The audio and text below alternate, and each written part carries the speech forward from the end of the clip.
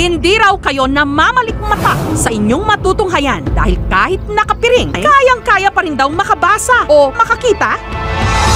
Katunayan, sa videong ito, natukoy ni Jaime ang salita, Door? hand gestures, at serial number ng pera na hawak ng taong kausap niya kahit siya'y naka-blindfold. 100 96 35 48. Iloilo na tila merong superpower. Dito sa Haro, sa Iloilo, nakatira ang pamilya ni Jaime. Pangalawa siya sa 3 magkakapatid. Kwento ng kanyang mga magulang na sina Christopher at Maricel. Mahiyain daw talaga ang student nilang anak na si Jaime. Na-amaze talaga ako doon, sa nakita ko doon. Paano niya nalaman na alam niya yung tao, alam niya yung smell, kukulukan, nakakatakot. 4 hanggang 6 na oras kada session. Pero si Zypher, magpahanggang ngayon, hirap pa rin daw matuto. Samantalang si Jaime, unang session pa lang, na-activate na raw agad ang kanyang ultrasensory ability. Door?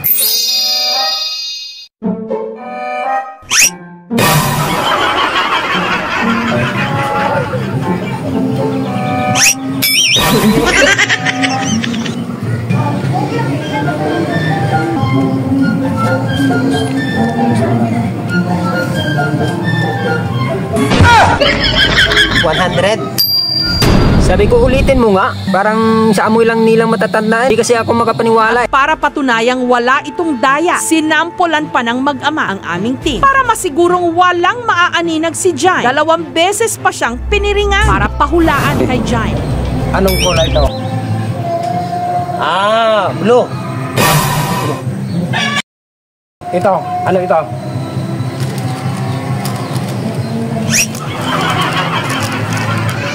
Energin. Energin. Ito. 555. Ha?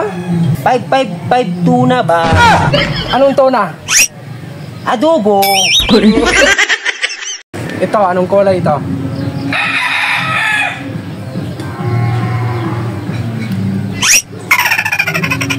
Parang nahirapan ako ah. Hindi mo alam? Hindi ko alam. Ayan, anong kulay yan? Kulay red. Oh, tama. Habang ang isa pa, nag-drawing sa papel at saka pinahulaan kay Jaime ang sketch.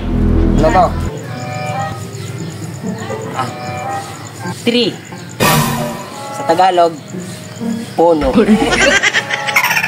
Ang kakayahan daw ni Jaime na matukoy ang mga bagay kahit na nakapiring ang kanyang mga mata. Nagagawa raw niya dahil sa mas aktibo niyang pandama, ang amoy at pandinig. Dati hirap-hirap na ako nun. Hirap-hirap ako kung paano ko yung gagawin mga ganyan tricks, mga ganyang basic. Pero nung na-training po ako, parang basic na lang po sa akin. Tapos parang nakukuhaan ko siya ng diskarte or technique na kahit sa pamamagitan ko po ng pag-amoy, pandinig at matouch dito or kahit sa part ng aking katawan, kapag matouch po, malalaman ko po kagad. Para bang nababasa ko po yung iniisip ng tao. Si Jaime, unang session pa lang, na-activate na raw agad ang kanyang ultrasensory ability. 6, 5, 48. Kahit ano po ang ilalagay dito sa mata ko po, pero nalalaman ko pa rin po sa pamamagitan po ng pangamoy, tapos sa pandinig. Pero sa pagkakataong ito, kami na ang nagbigay at nagkabit ng piring sa kanya. Pero si Jaime, makailang ulit nagkamali. Ito, anong kulay ito? Red? No. Yellow? No. Ito, anong kulay ito? Green? No. Ayon sa bata, sinisipon daw kasi siya. Blue? No, hindi pa rin. Nahihirapan po akong hulaan yun kasi sinisipon kasi ako nun. Kasi kapag sinisipon po ako, mahihirapan ako sa pag-amoy. Parang maliit lang pong maamoy ko. Humingi ng break si Jaime at saka siya suminga. Iba yung pakiramdam ko, parang tatay na ako. Parang nalabas na si baby. Parang anak na ako, mag-CR muna ako. Humingi po ako ng break kasi nakakaramdam na ako noon ng na parang aanak na ganun. Parang tatay na ako noon kaya humingi pa ako ng break tapos pumunta agad ako sa CR. Nung nakapagpahinga, sumalang ulit at sa pagkakataong yon, sunod-sunod na siya tumama. Bumalik po ako at saka doon ako tumama kasi okay nang pakiramdam ko eh. Parang wala na pong sagabal, wala na pong distract. Wag. Kami lang para sigurado hindi ka makakita. Tingin. Parang nahulaan niya tapos. Kasi hindi na ako sinisipon at saka nakapagtae na ako. Ito, ano color to? Orange. Anong bagay to? Hindi pwede hawakan, no? Okay, hinapan ako. Pwede, isang challenge lang. Pwede bigyan mo lang ako ng kahit anong clue. Isa lang. Sige, bigyan kita ng clue. Sa ilalim ng puting ilaw. Ilaw! Ilaw! Tama! Tama. Ito. Ano to? Isda. Anong isda? Huh? Anong isda? Isda sa lata. Hindi pa nga ako tapos magsalita eh. Tama ano? Sabi ko sa'yo eh. Alam ko yan. Parang masamang binabarak mo pare ah. Limang daliri. Oh, tama ako no. Ito talaga. Gutom na kasi ako eh. Tamang-tama. Kasi na-area na yun. Di ba nakapagtain na ako. Gutom naman ako ulit. Thank you sa sardinas ah.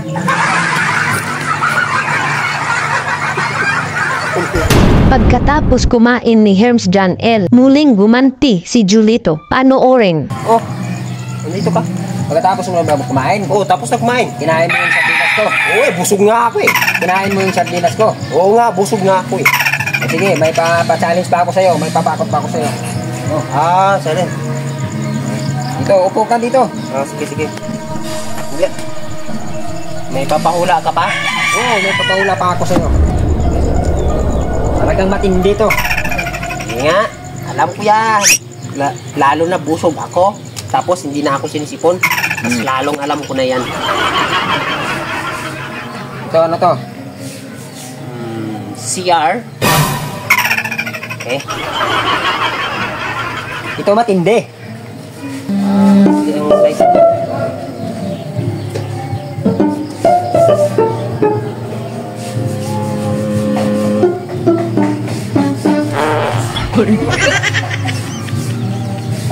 No.